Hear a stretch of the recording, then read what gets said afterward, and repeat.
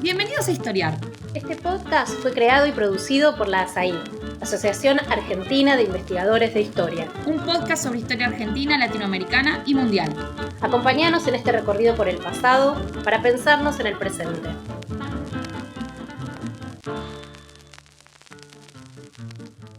Hola, ¿cómo están? Estamos en un nuevo episodio de Historiar. Esta vez vamos a salir de la historia argentina para meternos en la historia mundial. Vamos a hablar de un conflicto global que trajo consecuencias para cada rincón del mundo, inclusive para aquellos países que no participaron de esa Primera Guerra Mundial.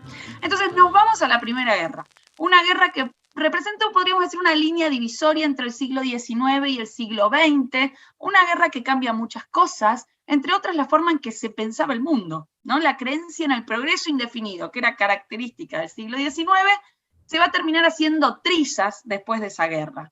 La democracia liberal, por ejemplo, entra en una crisis prolongada y terminal en muchos países. Entonces, en este episodio, vamos a conversar de varias de estas cosas. Cómo llegamos a esa guerra, cómo reaccionó la población, qué cambios trajo en la forma de hacer la guerra, cuál fue el impacto en América Latina. Y para eso contamos con dos importantes especialistas, que son Stefan Rinke y Marín Stato. Hola ambos, ¿cómo están? Muchas gracias por estar en Historiar.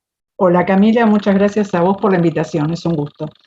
Por favor. Muchas gracias, de mi parte también. Mucho gusto por estar aquí. Bueno, permítanme presentarles. Por un lado tenemos al doctor Stefan Rinke, que es profesor del Departamento de Historia del Instituto de Estudios Latinoamericanos y del Friedrich Meinecke Institute de la Freie Universität de Berlín. Espero haberlo pronunciado bien, con el alemán que no tengo. Stefan se ha especializado en Latinoamérica en historia global, globalización cultural y Primera Guerra Mundial, que es de lo que vamos a hablar hoy. Y por otro lado estamos con la doctora Marín Stato, investigadora del CONICET y del Instituto Ravignani de la Universidad de Buenos Aires, que se ha especializado en historia social y cultural de la guerra, que es de lo que vamos a hablar hoy. Así que sin más preámbulos, entramos directamente en esta conversación. Y voy a arrancar preguntándole a Stefan, ¿no? Porque respecto de la Primera Guerra Mundial, Fiore dice que cuantas más consecuencias tenga un acontecimiento, más difícil es imaginarlo a partir de sus causas. Entonces, lo primero que me gustaría saber, y sé que es una pregunta larga y difícil de responder en poco tiempo, es ¿qué causas llevaron a una guerra de semejante envergadura como la Primera Guerra? Sí, es realmente, muchas gracias por la pregunta, es realmente la pregunta más larga y más debatida quizás en la historia del siglo XX, porque ya en el primer momento, el 1 de agosto de 1914, empezaron las discusiones, los debates, porque los unos dijeron que obviamente las causas son agresividad de los otros, ¿no? Y ambos lados se pusieron en la responsabilidad. Así que es la gran pregunta de la culpa de la guerra. Pero después de la guerra hemos tenido los historiadores, también los cientistas sociales, más tiempo para analizar más racionalmente lo que pasó y vemos causas A, estructurales, y B, políticos del momento, ¿no? Y en las causas estructurales se puede mencionar el sistema de estados en la era del imperialismo bastante débil, bastante lleno de tensiones entre los imperios tradicionales, como especialmente el imperio británico, y los nuevos imperios como el imperio alemán, pero también, en cierto modo, los Estados Unidos. Y en el periodo de la preguerra ya tuvieron estas tensiones el efecto de causar guerras y guerrillas en diversos países, en diversas regiones del mundo, por ejemplo, en el Balcán, ¿no? en el sureste de Europa, las diferentes guerras. Y al final se desarrollaron dos grandes uniones, dos grandes coaliciones militares. De un lado, los alemanes y Austria y el Imperio Austríaco, junto con los italianos que no eran realmente convencidos de seguir a estos dos, y al otro lado la Entente Cordial formado por los ingleses y los franceses y también los rusos. Esos eran los grandes partes, y obviamente a lo largo de la guerra entraron muchos otros estados en esta guerra y se unieron a un lado o al otro. Entonces no voy a decir más sobre estos detalles, pero eso es la situación, y estructuralmente también se puede mencionar que con el auge del imperio alemán especialmente, la situación de dominancia de los británicos era más y más en peligro, ¿no? Para los británicos, los alemanes eran un rival bastante grande, bastante importante. Y al mismo tiempo, desde el lado de los alemanes, la situación internacional siempre era muy peligrosa. Se sintieron no encarcelados, sino encirculados, ¿no? Por los diferentes grandes poderes, especialmente por lo de la formación de esta entente de los franceses, los ingleses y los rusos, porque ahora desde un minuto al otro tuvieron enemigos más o menos alrededor de sus fronteras, ¿no? Y por eso era muy nervioso. Era también un historiador alemán una vez llamó esta época como la época de la nerviosidad. También tiene que ver con, ¿no?, la invención de la psicoanálisis, de Freud y todo, y la gente descubrió por primera vez lo interno, ¿no? El alma del ser humano, ¿no? Y eso también tiene que ver con ese espíritu del tiempo, de ser nervioso. Y claro, la nerviosidad en los militares no es una buena cosa, ¿no? Siempre puede guiar a los pueblos a efectos catastróficos. Y eso era así, ¿no? Y en una de las últimas publicaciones muy celebradas, se llamó de una manera de entrar a la guerra sin que ninguna parte realmente quería entrar a la guerra, ¿no? Una manera de, ¿cómo se dice esto? Que de perder un poco la responsabilidad de ambos lados, y al final de cuentas estaban en guerra, ¿no? Sin que ninguna parte realmente quería esta guerra. Yo no estoy tan convencido. Ahí, ¿no? Como hay algo como de irracional que irracional, sí, pero había cierta irracionalidad seguramente, pero también una planificación por parte del lado alemán. A lo menos se puede ver esto porque hay algunas incidencias que para nosotros los historiadores nos pueden dar la impresión que realmente Alemania estaba preparando para una guerra y que pensaba que lo más temprano, lo mejor sería tenerla, ¿no? Porque y los alemanes no eran los únicos de pensar algún día vamos a tener una gran guerra, ¿no? Pero para los alemanes esta idea era mejor antes que más tarde, porque vamos a ver un auge del poder ruso, ¿no? Y esos rusos son muchos y nos pueden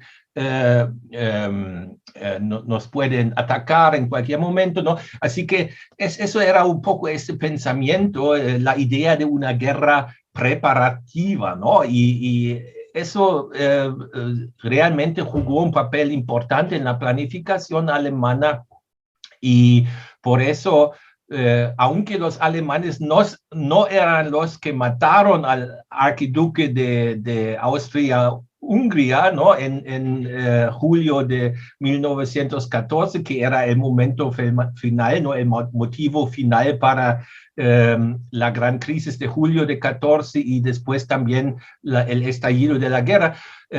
Aunque no eran los que mataron a este gran duque, pero eran los que no tuvieron mucho esfuerzo en frenar los automatismos diplomáticos que al final llegaron a la guerra.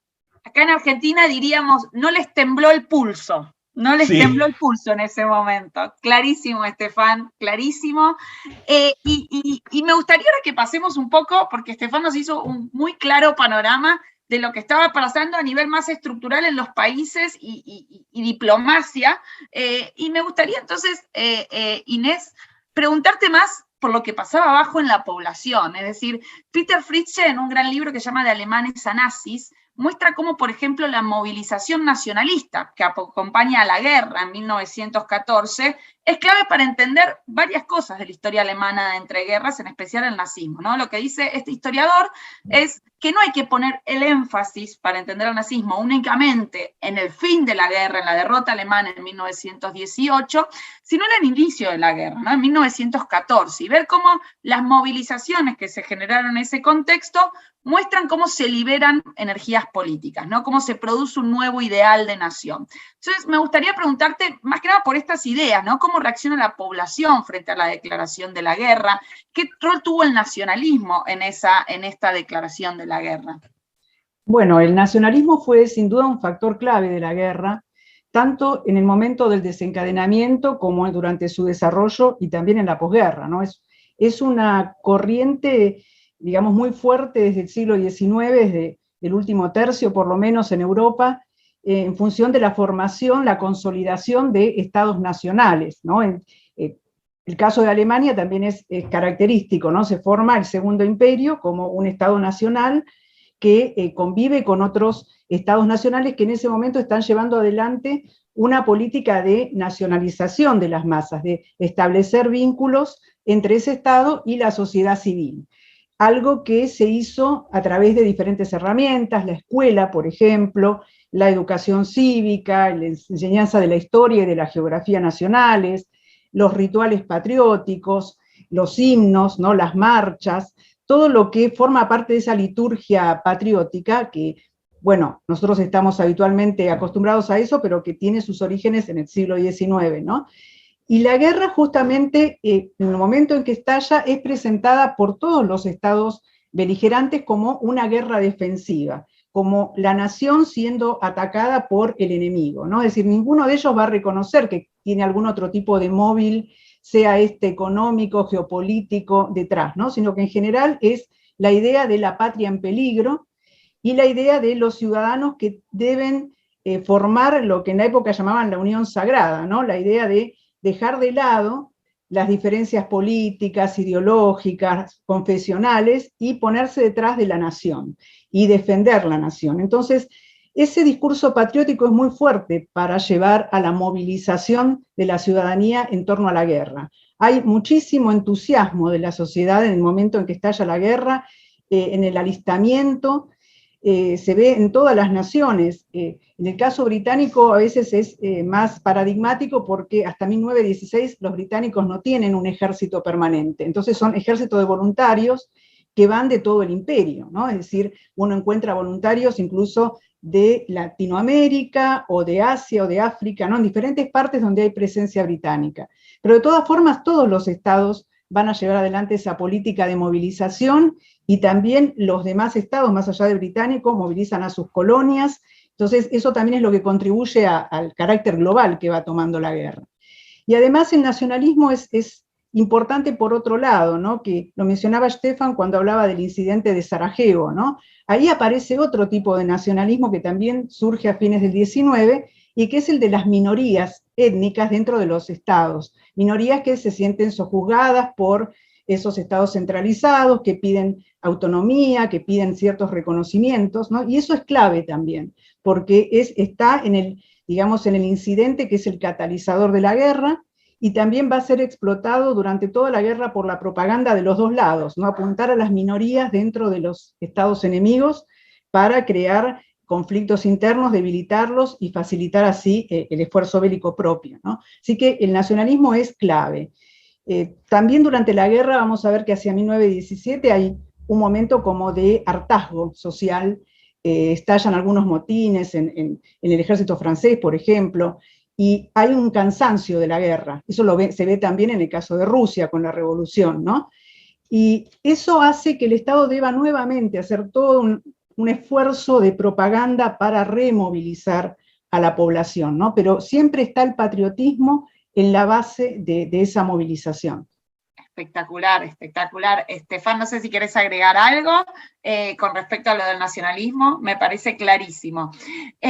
Bueno, ahora me gustaría pasar a la guerra en sí mismo, ¿no? Porque en un principio se pensaba, incluso los propios actores que llevaron a la guerra, que iba a ser una guerra corta, que esta guerra se iba a terminar rápidamente y que se iba a poder resolver todo, pero en realidad terminó siendo una guerra larga e inédita como nunca se había visto, que de hecho cambia las formas de hacer la guerra que se pensaban hasta entonces. Entonces me gustaría preguntarte, Estefan, bueno, ¿por qué no fue una guerra corta? ¿Qué cambió en esta forma de hacer la guerra? ¿Por qué se extendió tanto? ¿Qué hubo de nuevo en esta guerra, en esta primera guerra?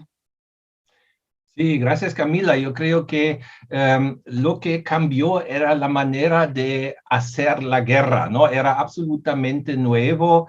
Bueno, algunas de las dimensiones sobre que voy a hablar ahora ya se podían ver un poco antes en las guerras civiles de Estados Unidos, por ejemplo, incluso en la guerra entre los estados alemanes y Francia, las guerras de la unificación.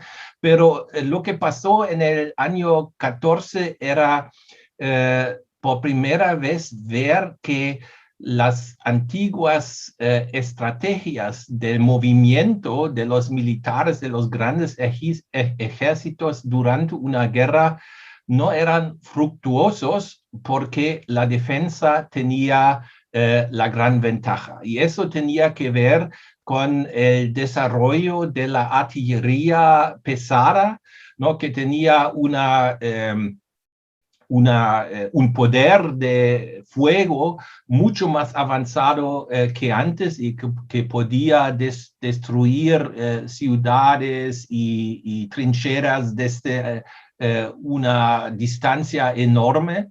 Y además los grandes ejércitos les faltó la movilidad y la movilización, los poderes de movilización rápidos y de sorpresa que estuvieron necesarios para invadir un país completamente, ¿no?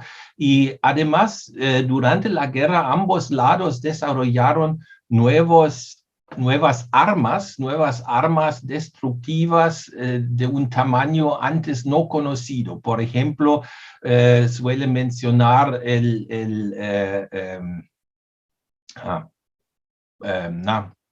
ahora me hace falta la palabra, el poison gas, ¿no? Es el gas, ¿no? Gas venenoso, sí. Sí, gas venenoso, muchas gracias. El gas venenoso y otras armas que al final de cuentas eran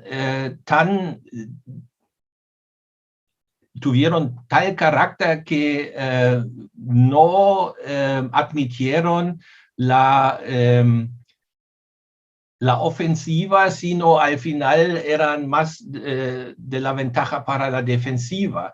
Y lo que pasó era en ambos lados construyeron trincheras profundas y para una ofensiva que ganó 1 kilómetro de terreno siempre tenía una contraofensiva que también tenía 1 kilómetro de ganancias, así que era una historia sin fin y con muchas pérdidas, con muchas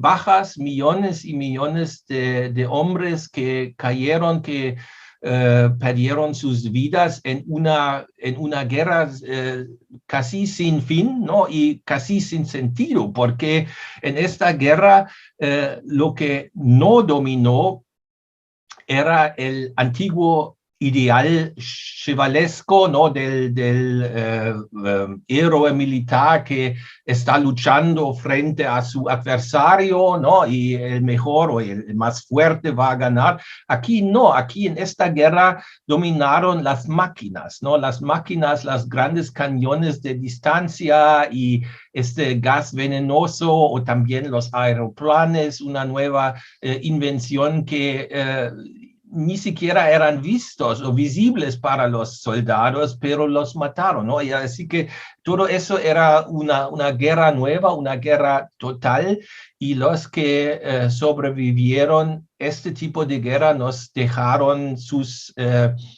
textos autobiográficos, ¿no? Sus informes que son realmente horribles, ¿no? Es para nosotros casi imposible entender lo que sufrieron esta gente, ¿no? en las trincheras. Y además hay que mencionar que ambos lados también, ya en el comienzo de la guerra, tuvieron una arrogancia bien fuerte, ¿no?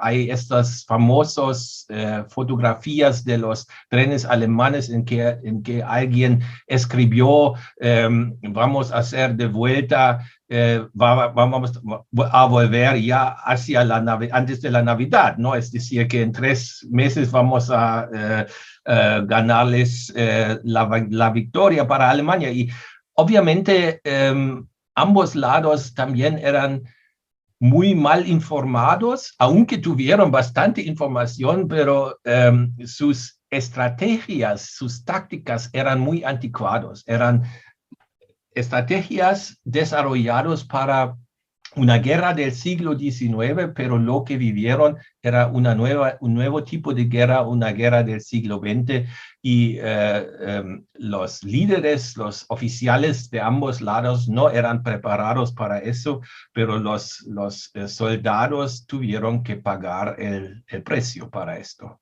Clarísimo, clarísimo, Estefan. De hecho, esto que estás contando nos ayuda a entender un poco lo que había dicho María Inés hace un rato, ¿no? Sobre cómo en 1916 ese nacionalismo, ese entusiasmo, en 1917, ese entusiasmo patriótico empieza a mutar en hartazgo en varios de los frentes de guerra, y se hace muy claro que esa guerra corta se convierte en una guerra interminable.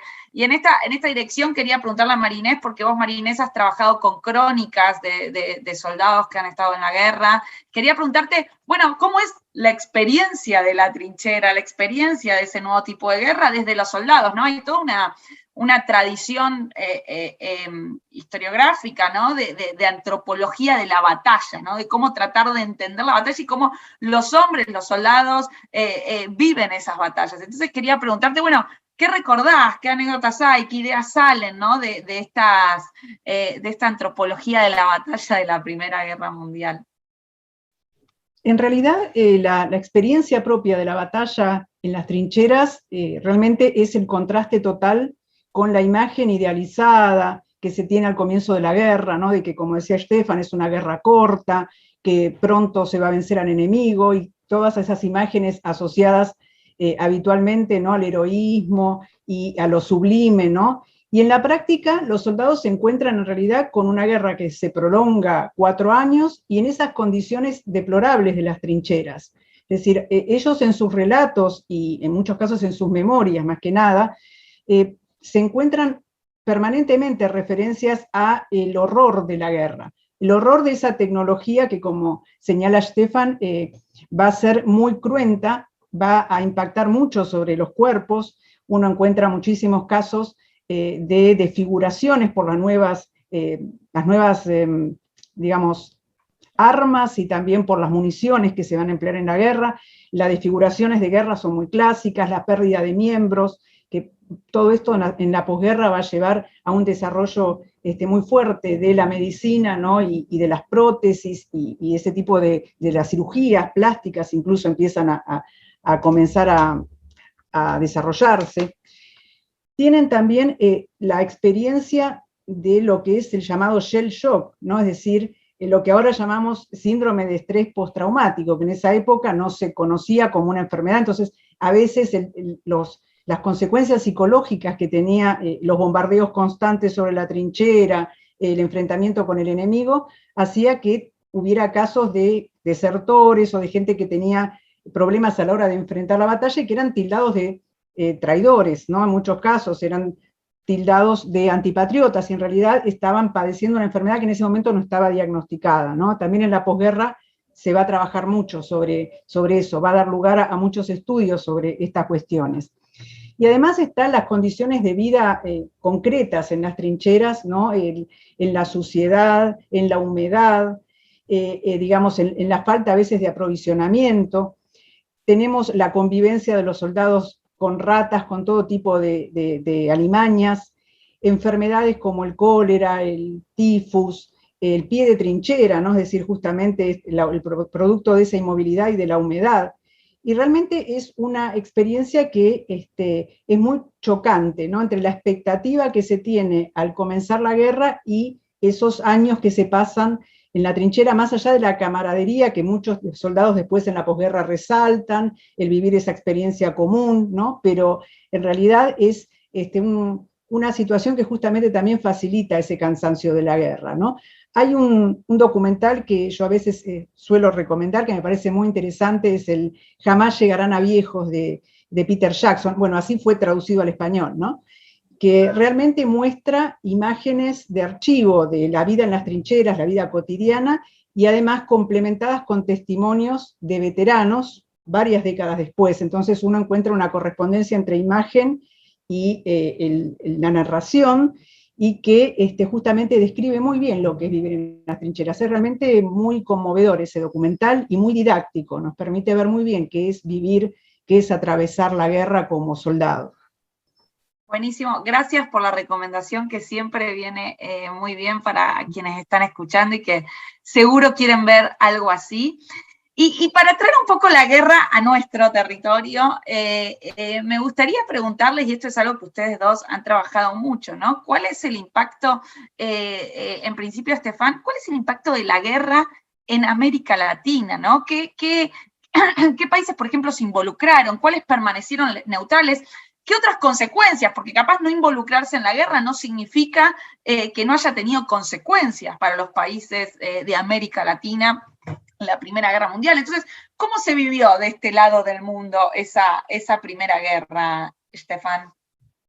Sí, es una guerra total que involucra a todo el mundo y también a América Latina, aunque en muchos de los libros, de las grandes narraciones de la guerra, Latinoamérica es casi no mencionado o solo mencionado marginalmente, pero gracias a los últimos años, los años recientes, hemos tenido nuevos estudios bien importantes que nos muestran que América Latina no era al margen de este conflicto, sino bastante al centro. Y yo diría que son como 4 dimensiones. La primera es la dimensión militar, que para mucho tiempo era en el centro de todos los análisis, de todas las narraciones de esta guerra.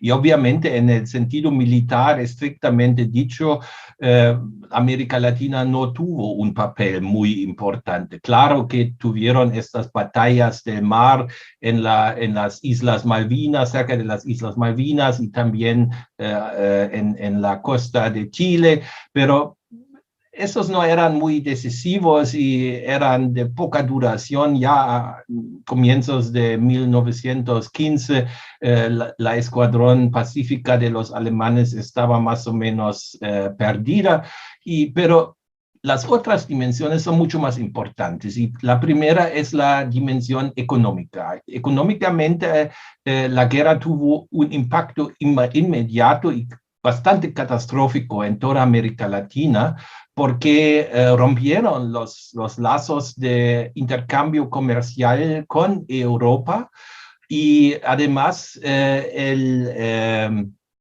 intercambio financiero de dinero también rompió, y ambas dimensiones eran súper importantes para la sobrevivencia de los estados latinoamericanos. Ellos dependieron de este tipo de intercambio con Europa.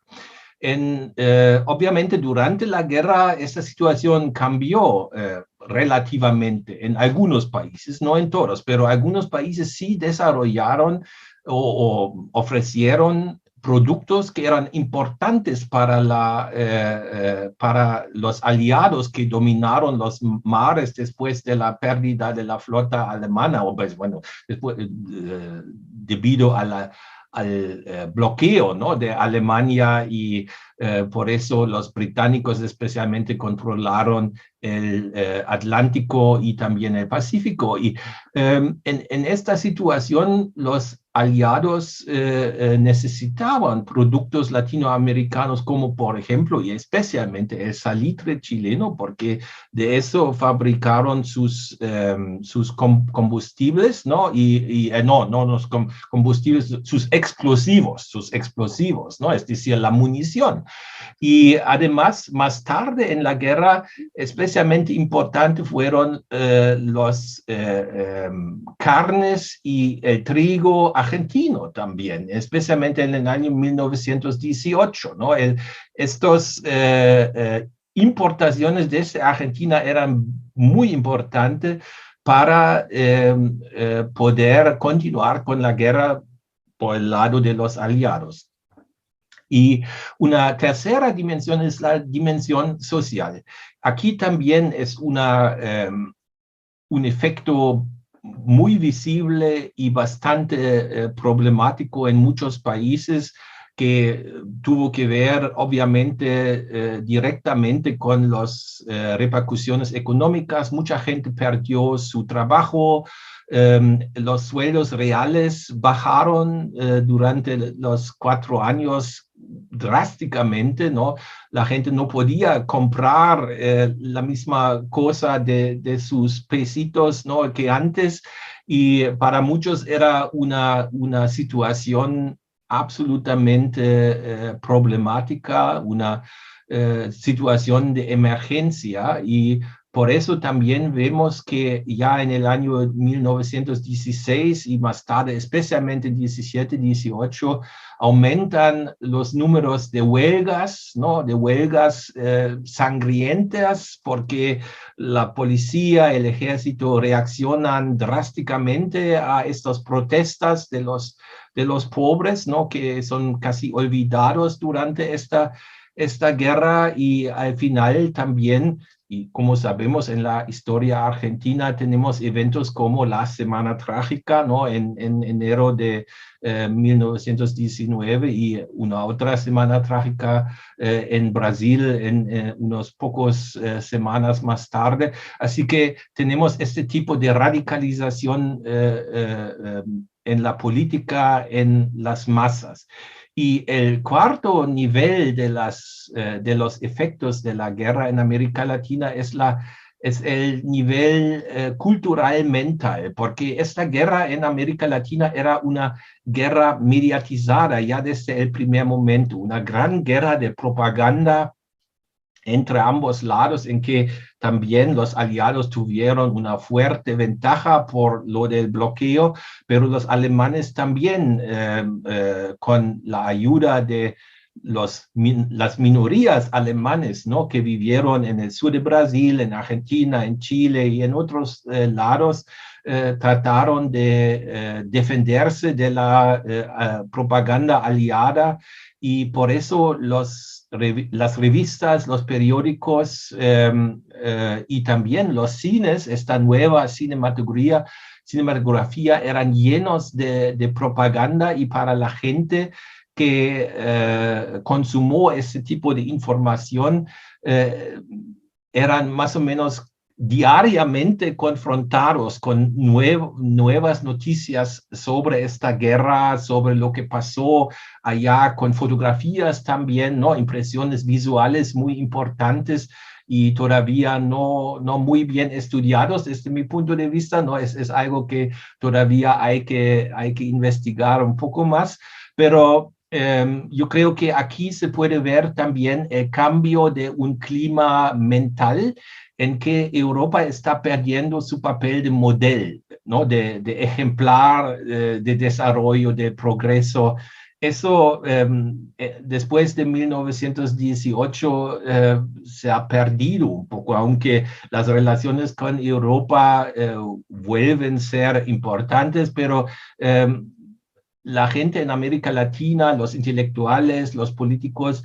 piensan en cómo reorientar su desarrollo propio, ¿no?, hacia una, como ya mencionó María Inés, ¿no?, hacia una noción de lo autóctono, de lo nacional, ¿no?, este elemento del nacionalismo que era tan importante ya durante la guerra y incluso aumentó después del final de la guerra.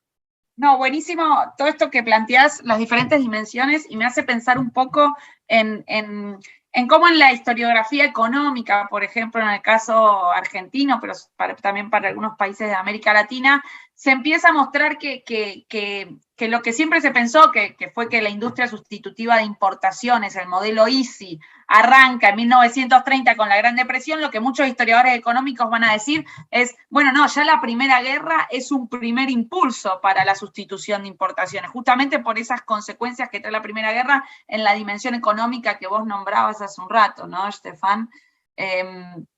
Y María Inés, vos has trabajado mucho este tema para el caso argentino, ¿no? ¿Cómo nos afecta en Argentina específicamente la Primera Guerra Mundial? ¿Qué dilemas pone? ¿Cómo afecta a la población, a la sociedad, a los inmigrantes? Porque recordemos que estábamos en un momento, en un contexto de gran ola inmigratoria, ¿no?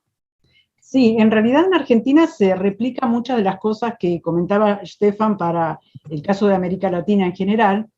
La peculiaridad tal vez que tiene Argentina es justamente, como vos mencionás, la fuerte presencia de inmigrantes europeos, que alcanzaba casi el 30% en 1914, el 27% de la población era de origen europeo, es decir, de la población que inmigrante venía de Europa, ¿no? Y en ese sentido, entonces, la repercusión tal vez es más impactante, lo mismo que pasa en Brasil, ¿no?, que tienen también un cierto porcentaje de población inmigratoria europea importante. Y en ese sentido, bueno, la guerra repercute también en las mismas dimensiones que señalaba Stefan. Tenemos algunos incidentes diplomáticos con ambos bandos que se resuelven de todas formas para que Argentina siga manteniéndose neutral. Tenemos los efectos que señalaba también él sobre la economía, es decir, el impacto que tiene el bloqueo británico, la guerra submarina alemana, ¿no?, como eso complica ya de por sí una economía que no estaba pasando un buen momento a comienzos de la guerra. Y eso es lo que hace que justamente en 1917 tengamos una coyuntura que dura más o menos hasta 1921, de una recesión económica importante que, bueno, Gerchunov y Liach han señalado que es la más profunda de todo el siglo XX en Argentina, que ya es mucho decir para nuestra experiencia.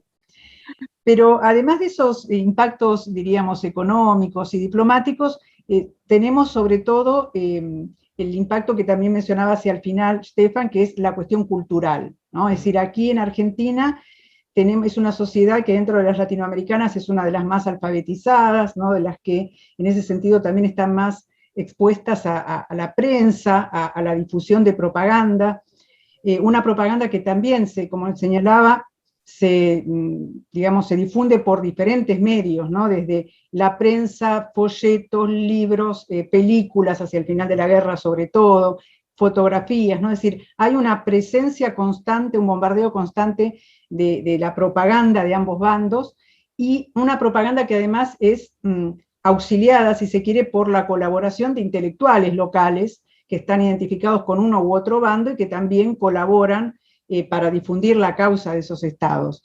En Argentina tenemos una muy fuerte, como muchos países de América Latina, una muy fuerte impronta francófila, es decir, la idea de admiración por Francia en esa época estaba muy arraigada, como modelo político, como modelo de refinamiento cultural, ¿no? Entonces hay un sesgo pro aliado muy marcado. También esto se profundiza por lo que señalaba Stefan, ¿no? El bloqueo británico también afecta la llegada de información del lado alemán. Pero acá, al existir ya también grupos, sobre todo en el campo intelectual, que son muy pro-franceses, hacen que la guerra se lea más que nada en clave aliada. Y eso lleva a diferentes formas de movilización, ¿no? Uno va a encontrar toda una serie de debates en la prensa constantemente durante la guerra, que debaten lo que hablábamos al principio, la responsabilidad de la guerra, de quién es la culpa de la guerra.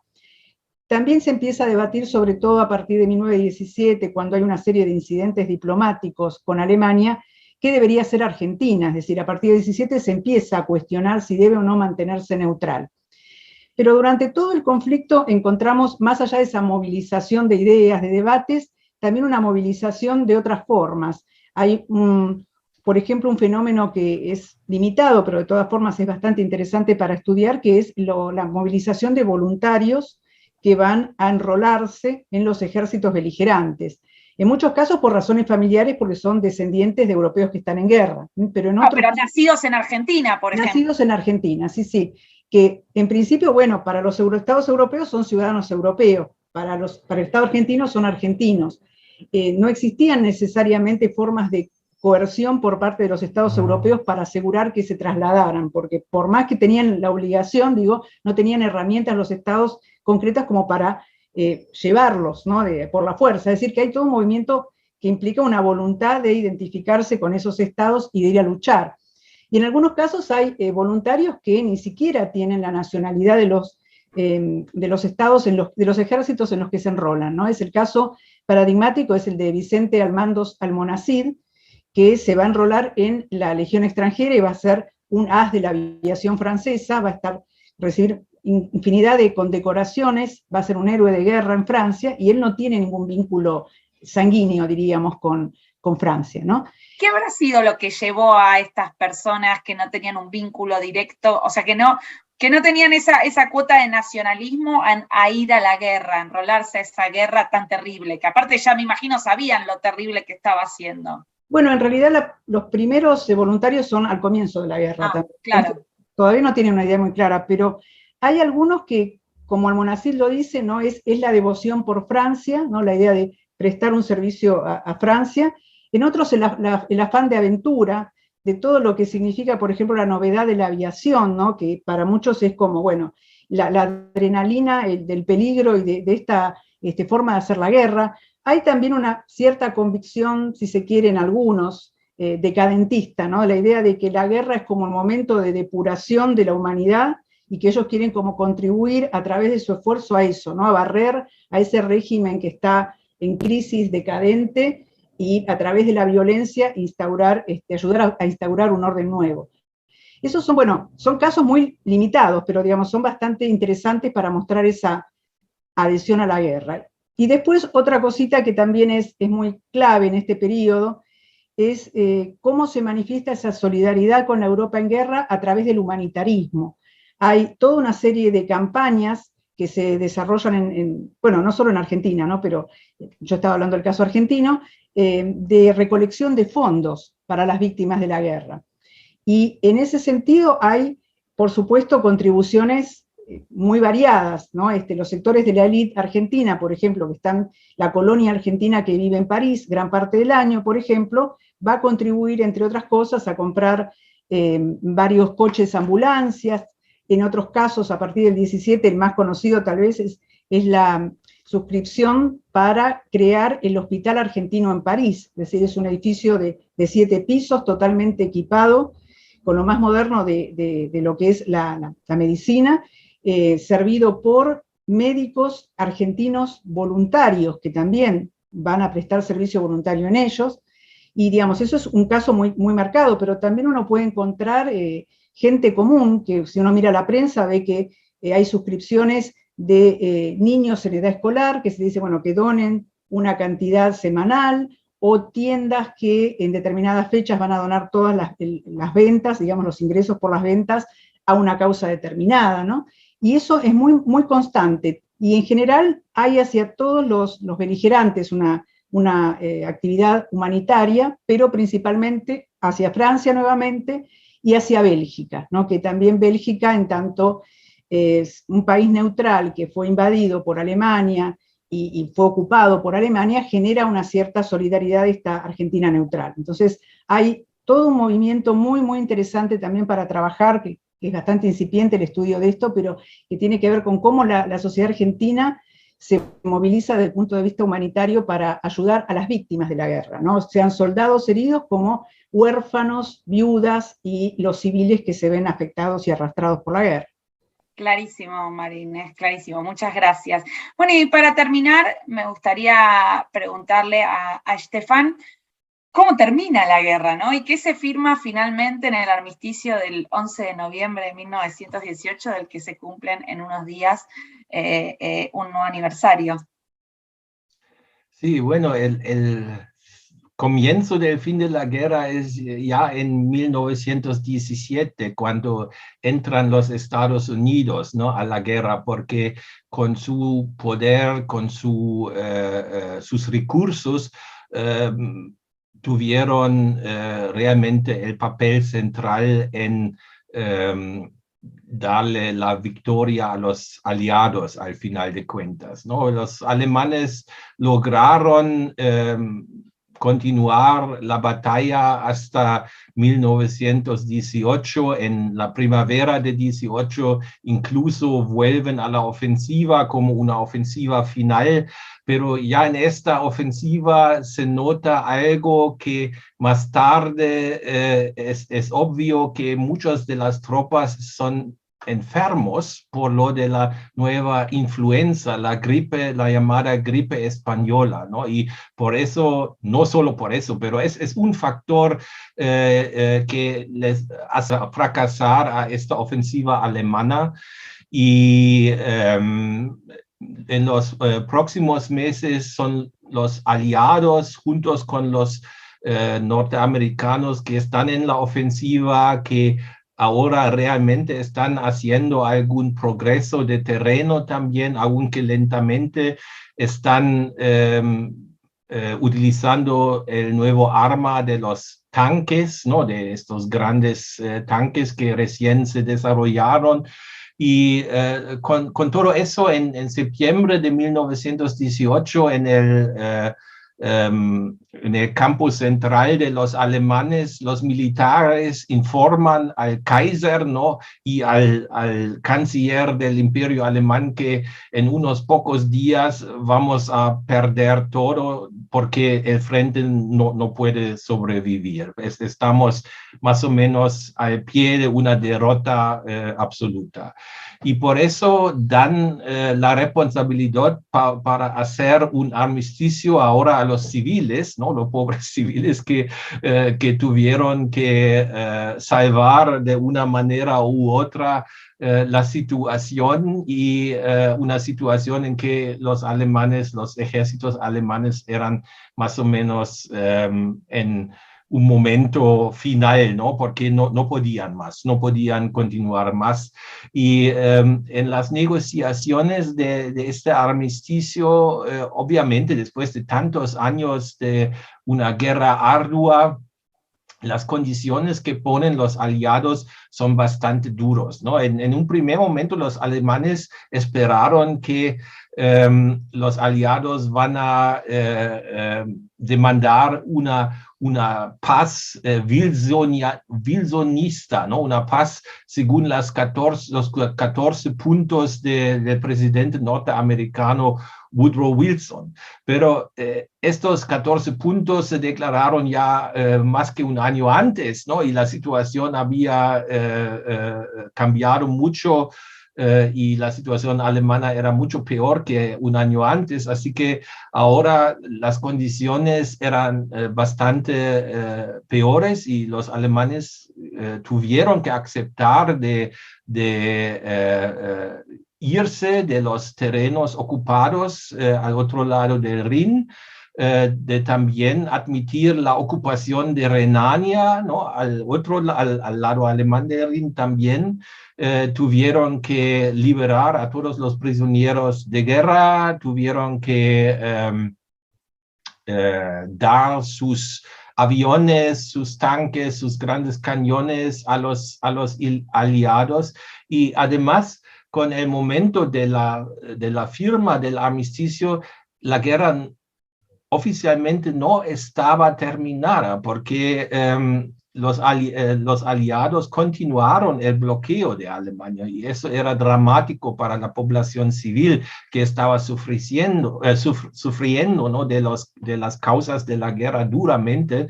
Tuvieron hambre, tuvieron una miseria social enorme, y hay que mencionar que en 1919 era Argentina que ayudó humanitariamente a los alemanes, ¿no? Después de la guerra. Argentina como primer país del mundo que mandó trigo, que mandó ayuda a Alemania, que estaba realmente en miseria en este momento. Y la guerra formalmente solo terminó con la firma del Tratado de Versalles en junio de 1919 y su ratificación en enero de 1920, ¿no? Así que es un largo proceso, arduo. Claro, no están tireando más después de noviembre de 1918, pero desde la perspectiva alemana es un largo proceso muy duro, muy pesado, que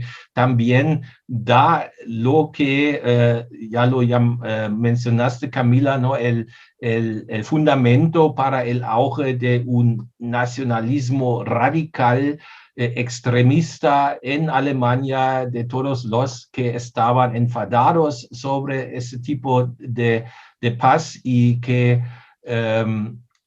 pusieron toda la culpa por la guerra no en manos de los militares, que realmente eran los responsables, sino en manos de los civiles que firmaron este armisticio, aunque no tuvieron ninguna alternativa que firmarlo en este momento, ¿no? Así que es un momento dramático, claro, en los países de los aliados y en toda América Latina. La gente está en la calle, está festejando, celebrando, ¿no? Después de tantos años, la alegría es enorme, y yo creo que en la mayoría de los alemanes también, ¿no? También estaban a lo menos alegres de la terminación de esta guerra, aunque muy pronto la decepción se nota, y puede crecer también este furor contra el Tratado de Versalles.